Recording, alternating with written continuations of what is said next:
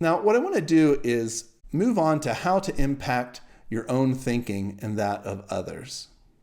There are practical steps that we can take so that we are less influenced by bias and fallacies and manipulation, and so that we operate with more integrity as we interact with other people. And so I want to go through a few of those things. So the first of the intellectual practices I want to talk about is the need to create new habits.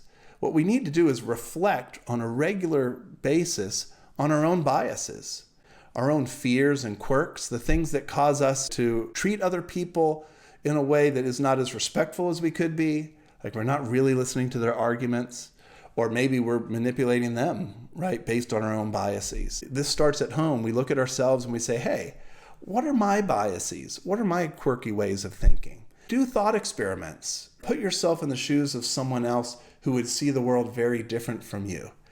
And somebody who does not have your particular biases, someone who has a different narrative of the world.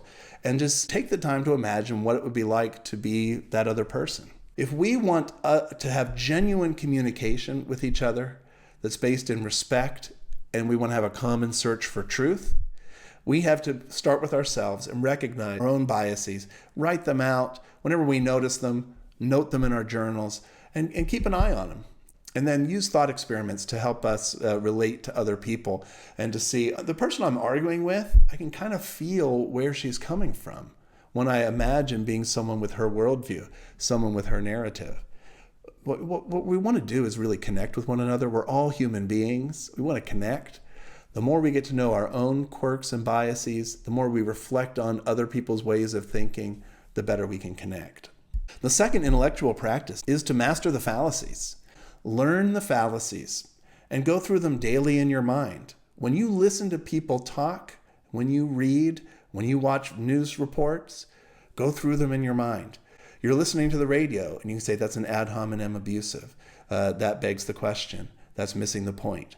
Right? So as you live your life, get in the habit of having the fallacies be your companions. Your understanding of the fallacy is something that you can use to process information as it's coming in and to check your own information as it's going out. And this is something that I've done and found it very useful. At the beginning of every week, if you've got a list of goals, make this a goal, to catch yourself using a fallacy, or to catch yourself being unduly influenced by biases. You can say, like, every day I'm going to try to do this, or every week, or every month, but make it, think about it. And at the end of the day, when you're reflecting, it's like, did I use any fallacies today? Did my biases come through? It is very fascinating to get to know yourself. We're always so outward focused. It's one of the beautiful things about the humanities. The humanities help us understand ourselves. Socrates said that knowing ourselves is the beginning of all wisdom. So it's just, it's fun. It's kind of fun to do, and it's crucial. If you want to be a citizen who can, with integrity, form political beliefs that you can believe in and can interact with other people with love and respect, it's something that we should do. We should actively try to catch ourselves making these kinds of errors. And then what about something I really believe that I've arrived at heuristically? I believe in it because my parents believed in it. I believe in it because I made a quick judgment based on a political speech. Make regular time to rethink with a careful argument something that you've arrived at heuristically. And then you'll know, right? So if you have an opinion about some political or social issue, and you've arrived at it heuristically, when you've got a chance, you got a Saturday and you're doing some other fun things, you're laying out in the sun, grab some books, do some research. And then for the rest of your life, you've done that research. Now you'll need to update it, but your position will be one that you can actually give a careful argument for, as opposed to one that you arrived at somewhat haphazardly. And then use your imagination. The imagination is a powerful thing. It can have a profound impact on how we think and how we feel. So use your imagination to see the world from another perspective. And this is a great exercise. Argue with someone else from that perspective. So if you're pro-life, get into an argument with a pro-life person from the pro-choice perspective.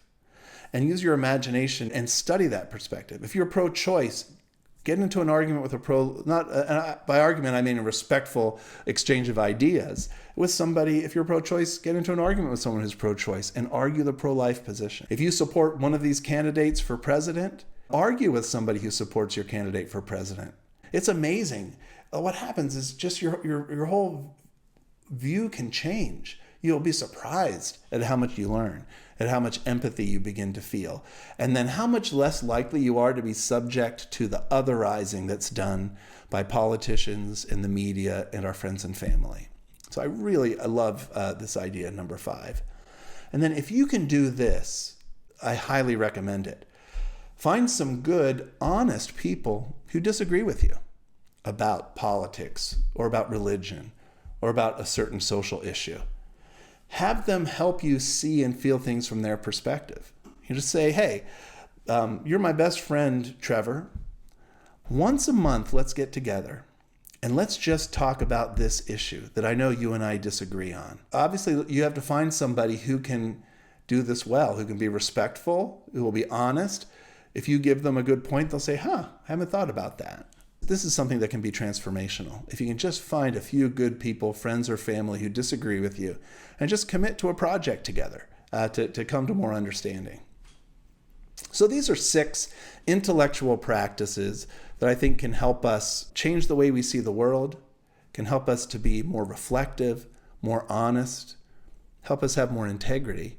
And the fact is, as we do this and encourage other people to do this, we can change our families, we can change our communities, we can change our nation.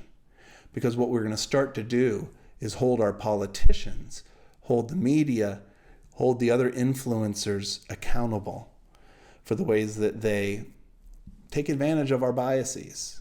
So this may seem like I want to take the quick path and go change my country and start a new movement.